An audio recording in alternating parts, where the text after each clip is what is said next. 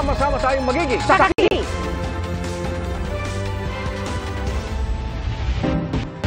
Mag-aalas 5 ng hapon kanina nang sumiklab ang sunog sa 13th Street sa Barangay Damayang Lagi sa Quezon City. At sa ulat ng Super Radio DZBB, di ito kalayuan sa Isla Noa kung saan nagkasunog din noong nakaraang linggo. Mga informal settler ang apektado. Gawa rin sa like materials ang mga bahay. Naapol ang sunog bago mag-alas 7 ng gabi. Igan, 3 sundalo ang nagtamo ng matinding sugat sa pambobomba ng tubig ng China sa resupply vessel ng Pilipinas patungong Ayungin Shoal. Pero ang China nagawa pang magreklamo dahil sa kanila ay pangamon ng Pilipinas sabay babala sa posibleng kahinatnan kung itutuloy ng ating gobyerno ang mga hakbang nito. Saksi, sina JP Soriano at Joseph Moro. Tila isang matinding bagyo ang dumaan at halos bumaha na sa loob ng barkong gawa sa kahoy. Ang ilang sakay nito napatawag na sa langit.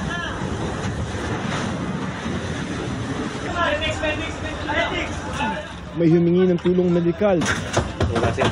Meron ding nasira ang personal na gamit. Ang lumaragas ang tubig na pumasok sa loob hindi dahil sa bagyo kundi sa pambobomba ng tubig. 2 barko ng China Coast Guard ang halos sabay na bumomba ng tubig sa Unay sa May 4 na lula ng mga tauhan ng Philippine Navy. Nangyari ito noong Sabado sa loob ng Exclusive Economic Zone ng Pilipinas malapit sa Ayungin Shoal. Ang ilang sakay ng resupply vessel sinikap na idaan sa biro ang pinagdaan ng kalbaryo. Pero di makakailang seryosong epekto ng pag-water cannon ng China. Mahigit 10 sundalo ang nasaktan, sugatan sa mata ang isa sa kanila dahil sa tama ng water cannon. Isa naman ang may sugat sa ulo at isang nasugatan sa binti. Ayon sa mapagkakatiwalaang source ng GMA Integrated News, ito na ang pinakamarahas na aksyon ng China laban sa Pilipinas at angka nito na harangin ang mga resupply mission sa Ayungin Shoal. Mistulang dumaan sa dilubyo ang Unay sa May 4, sira ang bubong at mga dingding. Basag ang salamin ng bridge ng barko at halos mabuwal dahil napunit na ang dingding sa katawan ng barko. Sira na rin ang radio communications equipment nito. Pero China pa ang nagreklamo sa ating Department of Foreign Affairs dahil sa umunit panghihimasok ng Pilipinas sa South China Sea at pagdala ng mga construction supplies sa BRP Sierra Madre. Inulit ng embahada nito ang mga dati ng akusasyon sabay giit sa karapatan daw nito sa South China Sea.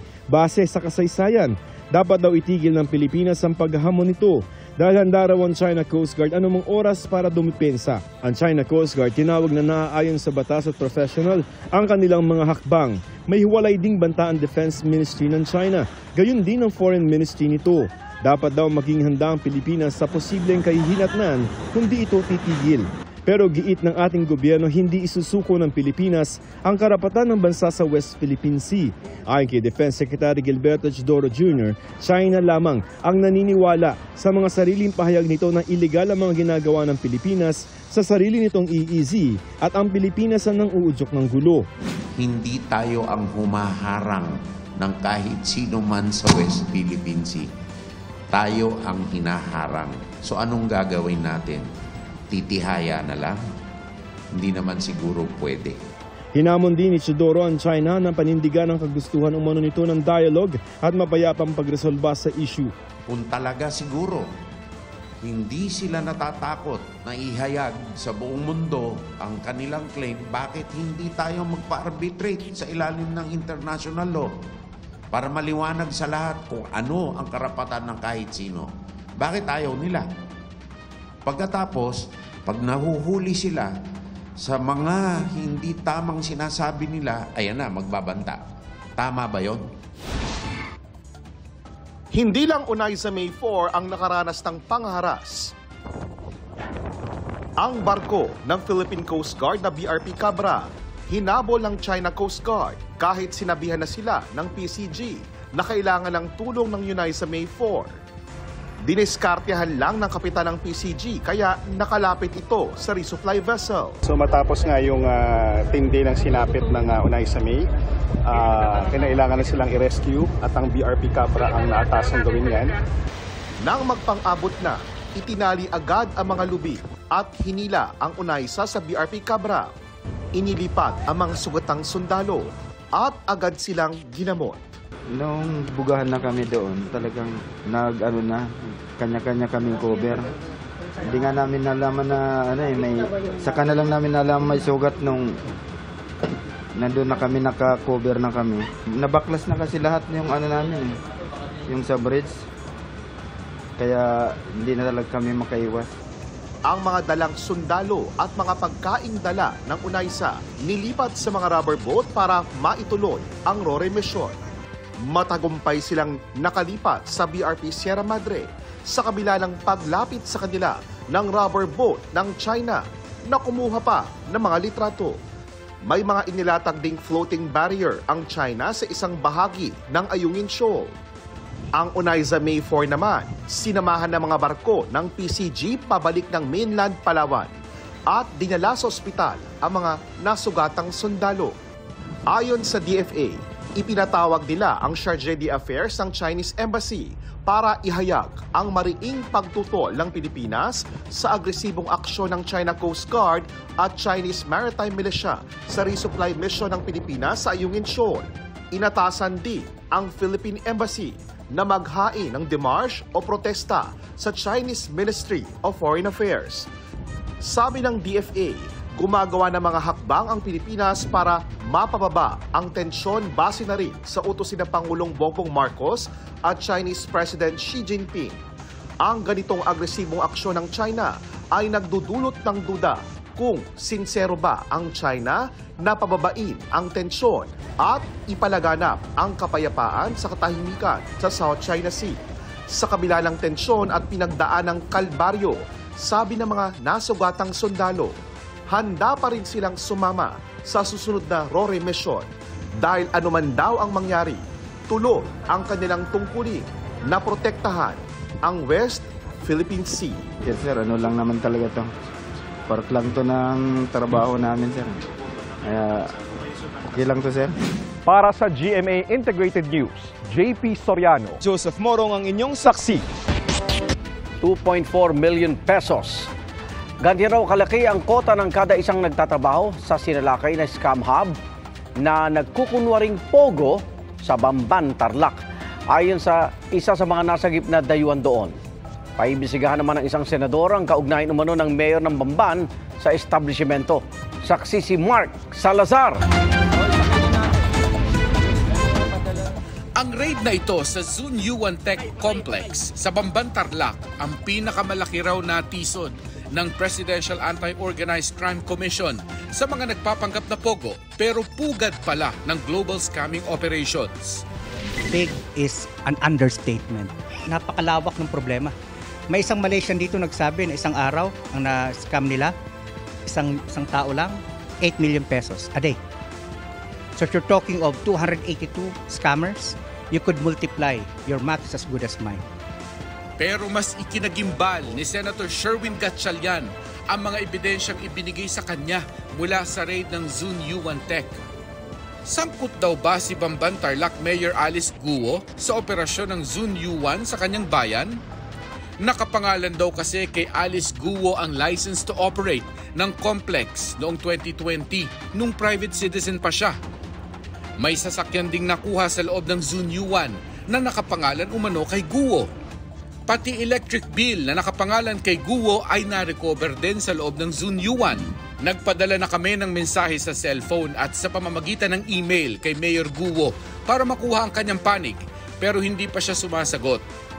Magpapatawag ng investigasyon si Senador Gatchalian na tutuon sa papel ng mga LGU sa pagsawata sa mga iligal na operasyon ng mga nagpapanggap na pogo. Ang 282 na individual na na-rescue mula sa Zun Yuan Tech ay kinukupkop ngayon sa loob ng isa pang naipasarang pogo hub sa Pasay. Dito sila nag-iintay ng deportation. Isa sa kanila ang Vietnamese na ito na nirecruit daw ng Zun Yuan sa Tarlac para maging chef pero ginawang scammer kaya tumakas siya. Kapag hindi raw nakakwota sa dami ng dapat i-scam, torture ang parusa. They beat me. They use hand and electric shock, high voltage. Ang Malaysia namang ito ang nagkwento kung gaano kahirap ang quota nila. 300,000 yuan o 2.4 million pesos kada araw sa bawat scammer.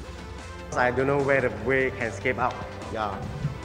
And then I just wait, and then I just contact my embassies, my Malaysian embassies, and then he's just calling me to wait.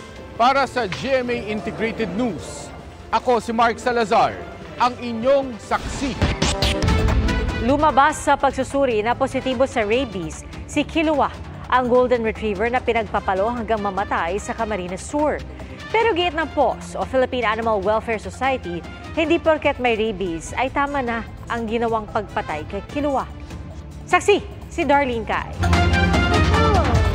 Tingin nga ako ng face, bebe. 8 araw na mula ng brutal na patayin ng golden retriever na si Kilua. Ang asong nakunang pinagpapalo at isinako pa ng isang lalaki sa Bato, Camarines Sur. Pero hindi pa rin nababawasan ng sakit para sa amo niyang si Vina. Na-overwhelm po ako sa lahat ng nangyayari. Pero nananaig pa din po yun doon na nasasaktan pa rin po ako. Pero kailangan po magpakatatag. Kahit masakit, napagdesisyonan niyang i-exhume o ipahukay ang labi ni Kilua para matest kung may rabies. Depensa kasi ng pumatay rito, bigla na lang nangagat si Kilua. Nahagip din sa CCTV ang pagdamba niya sa isang dumaraang residente. 5 araw nang nakalibing si Kilua nang hukayin ito at itest. Ang resulta, positibo sa rabies si Kilua. Ang rabies ay virus na pwedeng makuha mula sa ibang hayop na infected din ng rabies. It takes around 1 week to 10 days bago ma-infect siya. No? Sometimes hindi lang lalabas kaagad yon, walang symptoms sa lalabas. Ayon pa sa veterinarian, kasama sa mga posibleng epekto ng rabies ay ang hindi normal na behavior at ang pagiging agresibo, gaya na lang ng panunugod at pangangagat. They don't have any control now of their brain because the virus already affected the brain. So, yeah, uncontrollable na. Nagiging siyang temper, nawawala sa sarili basically. Kahit unprovoked. Very possible no na nasa terminal stage na siya. Kumalat na yung virus sa brain. Oo. Kasi may mga dogs naman na quiet lang pero rabid.